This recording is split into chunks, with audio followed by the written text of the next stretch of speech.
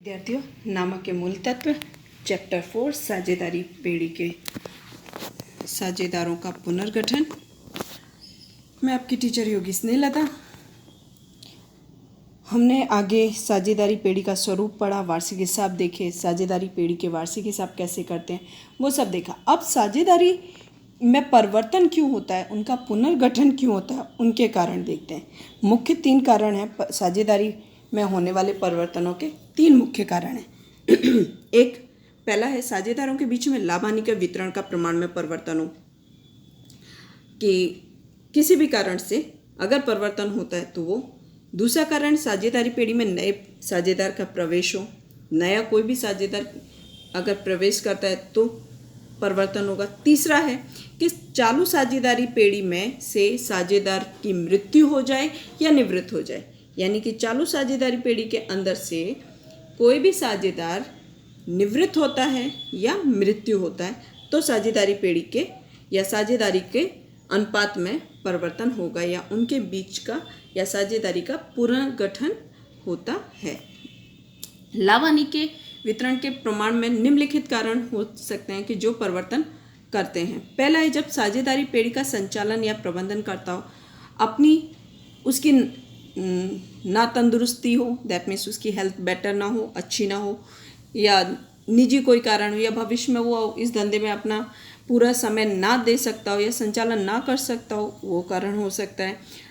धंधा के पर्याप्त समय ना दे सकता हो, उसके बदले में अन्य कोई साझेदार उसका कार्यभार उठाए, या पुराने साझेदार की मृत्यु या निवृत्त हो जाए तो उसका है नए साझेदार का प्रवेश हो।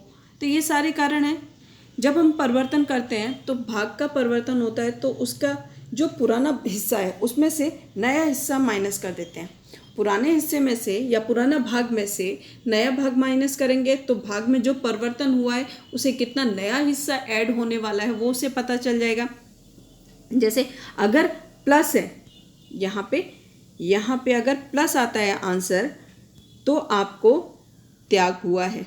अगर माइनस आता है, अगर आपका ये आंसर लास्ट का माइनस आता है तो आपको लाभ हुआ ऐसा कहा जाता है। जैसे विराट को मिलने वाला लाभ में परिवर्तन, पुराना भाग माइनस नया भाग है, 1/2 है -2/3, माइनस करेंगे तो कितना आएगा 1/6, यानी कि ये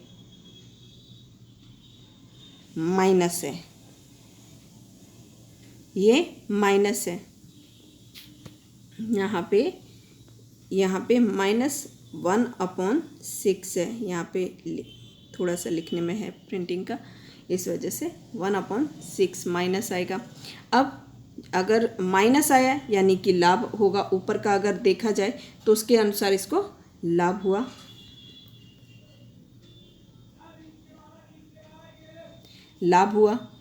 अब वाम का दूसरा हम एक एग्जाम्पल लेते हैं।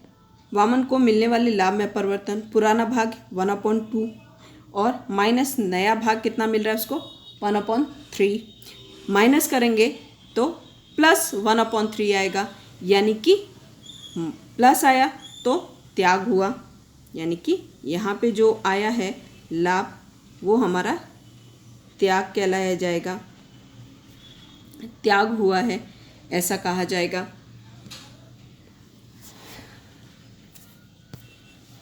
साझेदारी पुनर्गठन के संदर्भ में 2 मुद्दे उद्भव होते हैं, यानी कि किस तरीके से उनके, जब हम, जैसे मैंने आगे कहा कि जब त्याग होता है या कुछ भी तो हमें पता चलता है कि कितना लाभ हुआ कितना, लेकिन सामान्य रूप से जब हम चालू साझेदारों के बीच में लाभ हानि वितरण करते हैं, परिवर्तन होता है, तब साझेदारी अपने लाभ का भाग यानी कि त्याग करना पड़ता है, और कई बार लाभ बनता है इसलिए यानी कि लाभ मिलता है। तो दोनों के संदर्भ में दोनों मुद्दे उद्भव होते हैं कि कौन लाभ देगा और कौन सा उद्भव होगा। तो यहाँ पे 2 प्रमाण ज्ञात किए जाते हैं, त्याग का प्रमाण और लाभ का प्रमाण।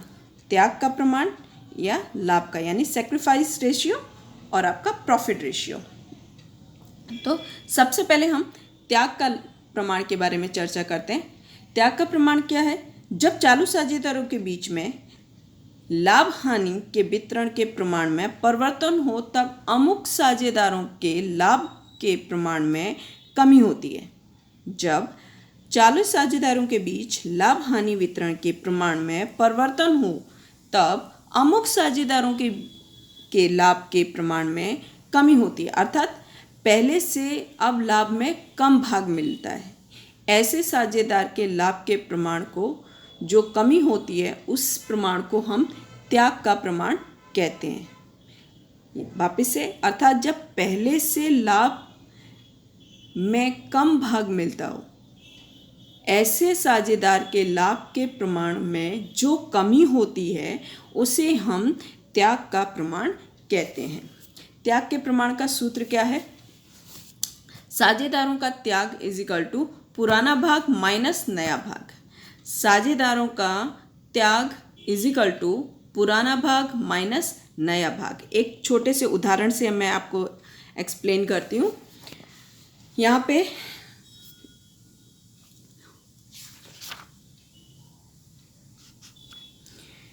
उदाहरण नंबर 3, पूनम, धवल और कोमल एक पेड़ी के साझेदार हैं। उनके बीच में लाभ हानि वितरण का प्रमाण 3:2:1 का है। साझेदारी पेड़ी के लाभ हानि का प्रमाण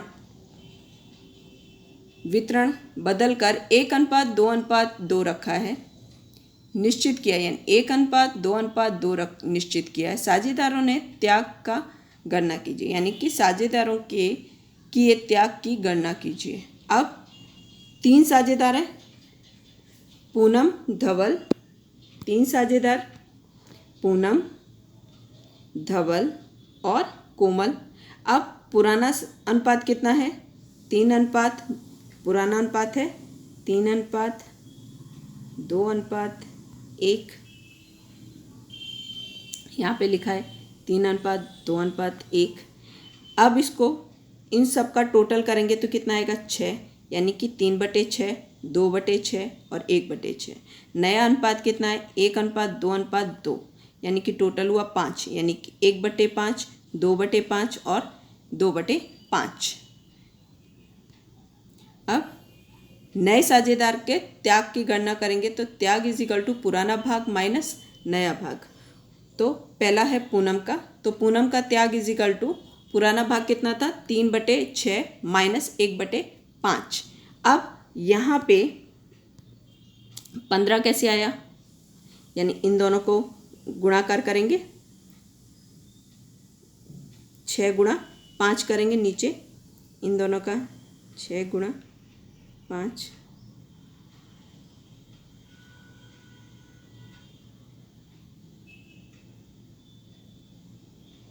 छः गुणा 5 करेंगे तो 30 आएगा।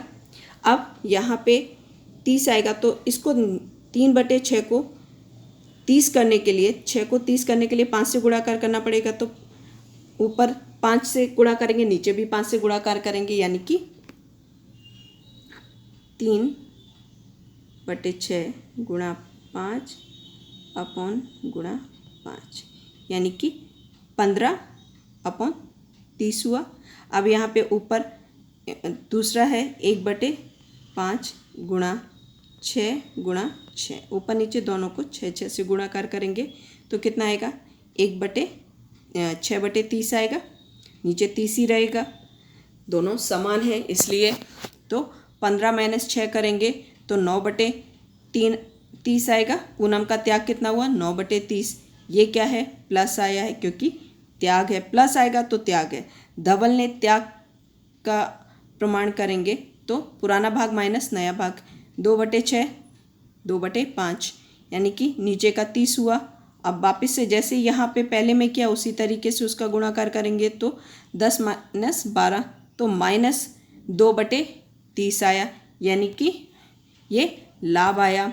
अब कोमल का करेंगे तो कोमल ने किया त्याग, पुराना भाग माइनस नया भाग, 1/6 माइनस 2/5, यानी कि 5 माइनस 12 अपॉन 30, यानी कि माइनस 7/30, यानी कि कोमल को लाभ हुआ। अब ऊपर की गणना के अनुसार अगर माइनस चिन्ह आता है तो आपको पता है कि त्याग होगा, अगर प्लस आता है यानी कि लाभ होगा। और यहाँ पे दर्शाया है कि ये आपको 9/30, 2/30 और 7/, यानी कि नया जो अनुपात आया 9/2/7, यानी कि 9:2:3 नया आया। धवल और कोमल को प्राप्त कुल लाभ कितना हुआ? 2 + 9, यानी कि यहाँ पे पूनम ने 9 का त्याग किया है और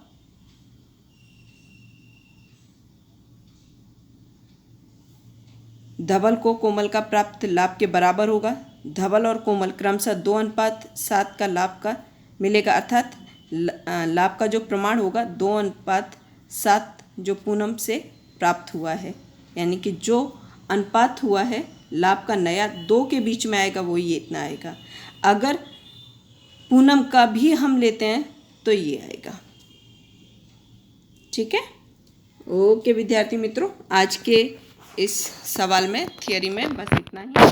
धन्यवाद।